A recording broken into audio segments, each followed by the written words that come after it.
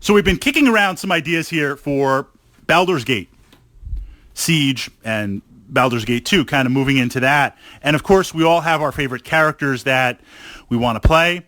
We all have different builds. Maybe you're going to go primary, maybe you're going to multi-class, maybe you're going to dual class, lots of different modifiers. But I want to start where all enthusiasts start. Character creation with the stats. Now, I'm curious out there. I don't really know anyone that plays this way. I certainly don't play this way. I believe you should be heroic in Baldur's Gate. I mean, you've got that divine blood flowing through you before even we start laying on the various abilities of the classes. I like to be heroic. So I'm sitting there clicking till at the very least I'm getting 90 or above, preferably 92. That's insane. That's like 10 minutes of clicking. And if you've been there trying to generate your ability scores, you know where you get into that rhythm. You're like 78, 88, 76, 88, 89, 76, 76, 93. And you click past it. And that rage-inducing moment. So I literally have like, I click and I force myself to wait a second and for my mind to be like, what is that ability score total? 78. Okay, click again. Click again. Like I have to not get into that pattern. Do some of you guys play, average range, maybe 86-ish, or maybe a little higher end, 88? Do you play a couple of clicks, take the best 10, and that's kind of where you go?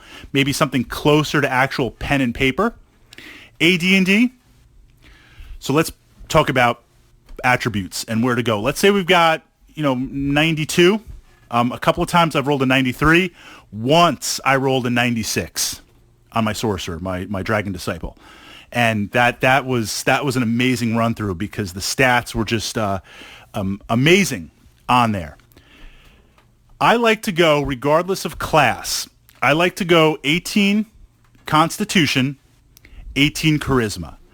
The Constitution because with tomes and other things, before we even get into racial adjustments for certain classes, you can get a nice little bit of regeneration going on pretty quick. It's handy. It helps. Of course, you're going to get the most hit point boost on there. But this is where things get interesting, where most classes cap out at 16 for the hit point boost. Obviously, if you're a barbarian or a fighter, you want to have that 18. You want to push it into there.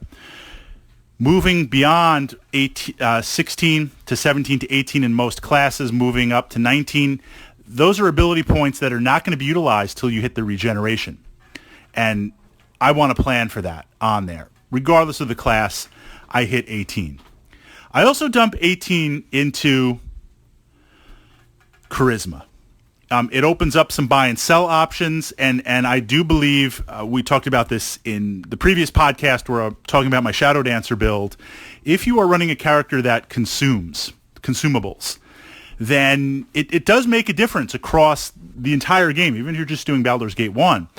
Buying potions, buying wands, buying bolts and arrows and things like that, the reduction in price with a higher charisma and with reputation, that's a whole nother thing. Reputation, good or bad, the ball powers, the spawn powers. But the reputation good is going to help you out and boost you tremendously. Now, obviously, if you're a sorcerer, you can hit friends. There's other things you can utilize, the spells.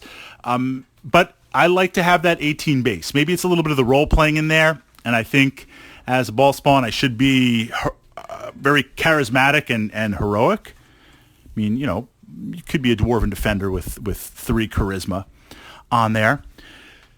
Primary attributes. So now if I'm playing a wizard, 18 intelligence, absolutely on there.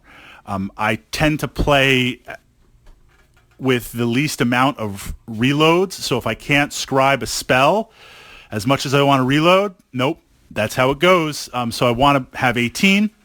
Then as I move into Siege, as I move into 2, boost that up. Help with spell failure, help with memorization, help with all that.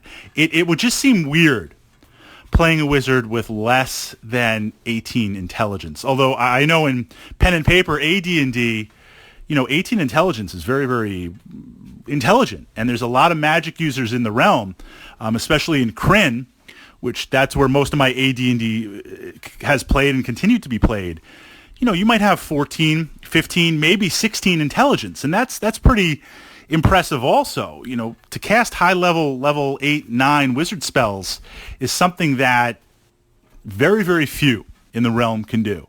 But I want my mage to be heroic, so I'm going to dump 18 into there. We'll put, if I'm a fighter, obviously I'm going into strength. This is the challenge with the fighters. Depending on how long you want to sit there and roll and roll and re-roll and re-roll, do I accept less than adequate stats in other areas? So meaning 86 or 88. You can roll out of maybe 20 or 25 rolls, 86 or 88 pretty fast. When you dump it into 18 and then you hit it again, are you going 1820, 1850, 1880, very rarely 1800? Maybe you bypass that and go to 19 because you're playing a race that gives you that +1 to strength. But it's a big difference to get into the higher 1800s with a fighter. So to sit there and try to roll, 92 or above and dump it into strength and get 1805, 1820, I want to re-roll that. So usually when I play a fighter, I have to break those rules a little bit because I want to try and generate that 1800 or as close to it as possible. I'll still dump it into Constitution, but maybe I'll back the Charisma down to 18. I'll back the Intelligence down. I'll back the Wisdom down, kind of pushing it into there. And of course, if I'm playing a Druid or other classes that want 18 in their prime attributes, that's where we're pushing for that.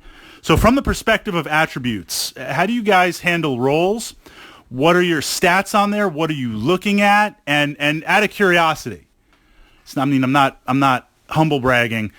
93, 96. What's your highest roll that you've ever had? And how long did it take you to get that roll? 40 minutes? No joke, right? Sitting there clicking and clicking and clicking. I've spent more time clicking there than probably actually playing the game, but it's just something obsessive happening and going on.